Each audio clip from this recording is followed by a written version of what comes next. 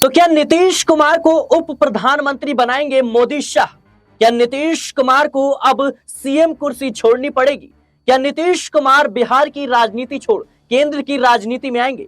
क्या नीतीश कुमार को बीजेपी अपने जाल में फंसाने की कोशिश कर रही है? दर्शकों, अश्विनी चौबे के एक बयान ने इस वक्त बिहार की सियासत में कई सवाल खड़े कर दिए हैं। जहां एक तरफ वो कहते हैं कि नीतीश कुमार को उप प्रधानमंत्री बना देना चाहिए, ये बिहार के लिए गर्व की बात होगी, क्योंकि नीतीश कुमार एनडीए के संयोजक के रूप में लंबे समय से मोदी जी के कंधे से कंधा मिलाकर काम करते रहे हैं। ऐसे में उन्हें उप प्रधानमंत्री बना देना चाहिए। दूसरी तरफ देखा जाए तो भारतीय जनता पार्टी में इस वक्त मुख्यमंत्री की जो कुर्सी है नीतीश कुमार की, उस पर नजर बनी हुई है। जिस तरीके से चाहे वो गृह मंत्री अमित शाह हो, दिलीप जायसवाल हो या फिर सम्राट चौधरी हो, विजय सिन्हा हो, तमाम नेताओं के अलग अलग बयान सामने आ रहे हैं और खुद Bharatiya Janata party confusion create कर रही है। जेडीयू ये समझ नहीं पा रही कि नीतीश कुमार को मुख्यमंत्री बनाया जाएगा भी या नहीं। लेकिन अचानक से जो अश्विनी चौबे ने यह कह दिया कि नीतीश कुमार को उप प्रधानमंत्री बना दिया जाए, सवाल उठ रहे हैं कि क्या उप प्रधानमंत्री बनाकर नीतीश कुमार की जो मुख्यमंत्री की कुर्सी है, भारतीय जनता पार्टी उस पर शिकंजा कसना चाहती है? क्या भारतीय जनता पार्टी मुख्यमंत्री की कुर्सी पर अपने चेहरे को बैठाना चाहती है? हाल ही में अभी गिरिराज सिंह का एक बड़ा बयान सामने आया था। बीजेपी के बड़े नेता हैं, वो कहते हैं कि नीतीश कुमार को भारत रत्न दे देना चाहिए। उस वक्त भी सवाल उठ रहे थे कि क्या नीतीश कुमार की विदाई की तैयारी भारतीय जनता पार्टी कर रही है? अश्विनी चौबे के बयान के क्या मायने हैं, इसी को समझने के लिए मेरे साथ मेरे सहयोगी नाजमीन मौजूद है, उनसे कुछ सवाल लेते हैं। नाजमीन, जिस तरीके से अश्विनी चौबे का यह बयान सामने आया, क्या लगता है आपको कि नीतीश कुमार को उप प्रधानमंत्री बना करके या केंद्रीय राजनीति में ला करके, क्योंकि बीजेपी जिसको भी साइडलाइन करने की तैयारी करती है उसको केंद्र की राजनीति में ला देती है, चाहे वो उनके नेता हो चाहे सहयोगी हो। सवाल यह है कि क्या नीतीश कुमार को उप प्रधानमंत्री बनाकर जो मुख्यमंत्री की कुर्सी है उसका सौदा यहाँ पर करने की तैयारी चल रही है? देखिए, ये समझने से पहले ये समझना होगा कि आखिरकार भारतीय जनता पार्टी राज्यों के हिसाब से क्यों फैसला लेती है।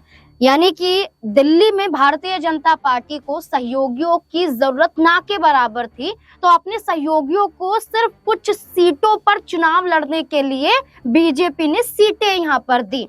और ऐसे में देखा जाए तो अजीत पवार भारतीय जनता पार्टी से अलग चुनाव लड़े, यहाँ पर जेडीयू बीजेपी के साथ मिलकर चुनाव लड़ी। इसके अलावा देखा जाए तो हरियाणा में बीजेपी को इस बात की जानकारी थी कि बिना किसी के सहारे वो सरकार बना लेंगे, तो बीजेपी ने किसी भी सहयोगी के साथ साठगांठ नहीं की। महाराष्ट्र में एकनाथ शिंदे की जरूरत थी तो एकनाथ शिंदे को आगे किया गया और अपने ही सहयोगी एकनाथ शिंदे के बलबूते सरकार बनाने में बीजेपी कामयाब रही। उत्तर प्रदेश में भी सहयोगियों के सहारे सरकार बनाने में कामयाब रही। यही बात अगर हम बिहार में करें तो भारतीय जनता पार्टी अकेले अपने दम पर लंबे समय से सरकार नहीं बना पाई है। कभी आरजेडी और जेडीयू गठबंधन की सरकार बनती है तो कभी बीजेपी जेडीयू गठबंधन की सरकार बनती है।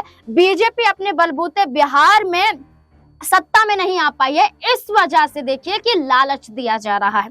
लालच किस बात का कि हम आपको केंद्र में भेज रहे हैं, केंद्र में ऐसी वैसी जगह भी नहीं भेज रहे हैं, हम आपको उप प्रधानमंत्री प्रधानमंत्री के बराबर का पद दे रहे हैं और उप प्रधानमंत्री बनाकर आपका कद बढ़ा रहे हैं। और यही बात पूर्व सांसद बीजेपी के अश्विनी चौबे ने कही कि जो एनडीए के साथ मिलकर लंबे समय से संयोजक का काम कर रहे हैं, जो बिहार के सम्माननीय मुख्यमंत्री हैं, जिन्होंने बिहार के लिए अपना योगदान दिया है, वही नीतीश कुमार को प्रधानमंत्री बना दिया जाएगा तो इसमें हर्ज क्या है।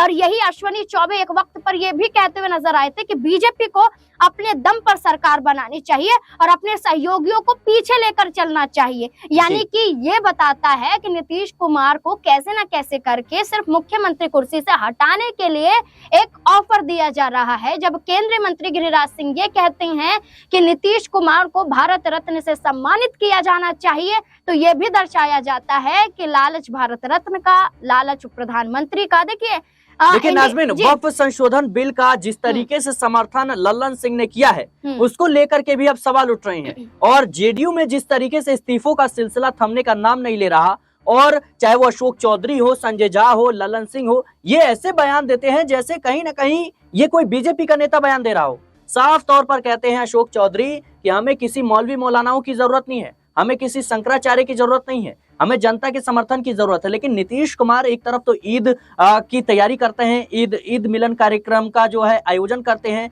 नीतीश कुमार तो इफ्तार पार्टी का आयोजन करते हैं, नीतीश कुमार तो उर्दू को अनिवार्य कर देते हैं बिहार में।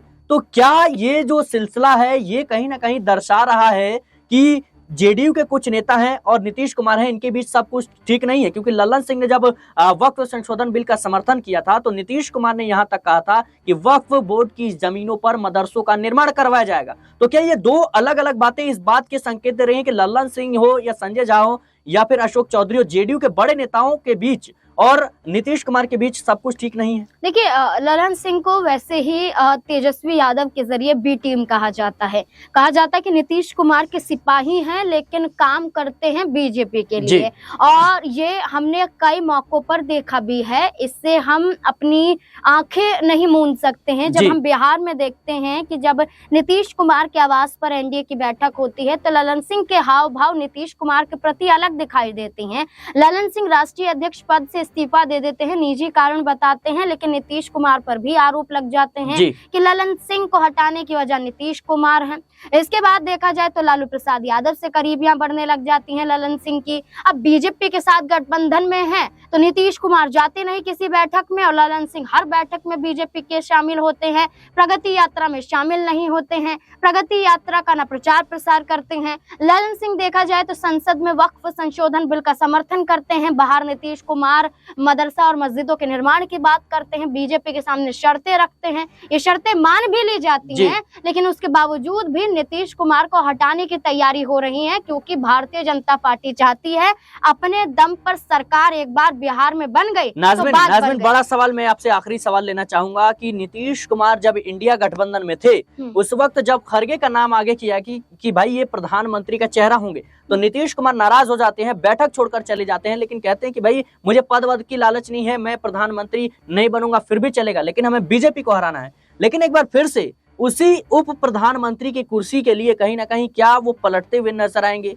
क्योंकि देखा जाए तो बीजेपी तैयारी तो कर रही है और अश्विनी चौबे ने जो बयान दिया है ये ऐसे ही नहीं दिया है। देखिए, जब इंडिया गठबंधन का साथ नीतीश कुमार छोड़ सकते हैं तो आप ये मानिए कि मुख्यमंत्री कुर्सी के लिए वो बीजेपी का भी साथ छोड़ सकते हैं। ये ऑफर से नीतीश कुमार को कोई फर्क नहीं पड़ता है। इसका उदाहरण मैं देना चाहूंगी, जब इंडिया गठबंधन में थे तब नीतीश कुमार ने इंडिया गठबंधन का नाम रखा था और खुद नीतीश कुमार ने कहा था कि उनके नेतृत्व में ये नाम रखा गया, उनके नेतृत्व में पहली बैठक बिहार में हुई, उनके ही नेतृत्व में इस गठबंधन के तहत तमाम दल जुड़े।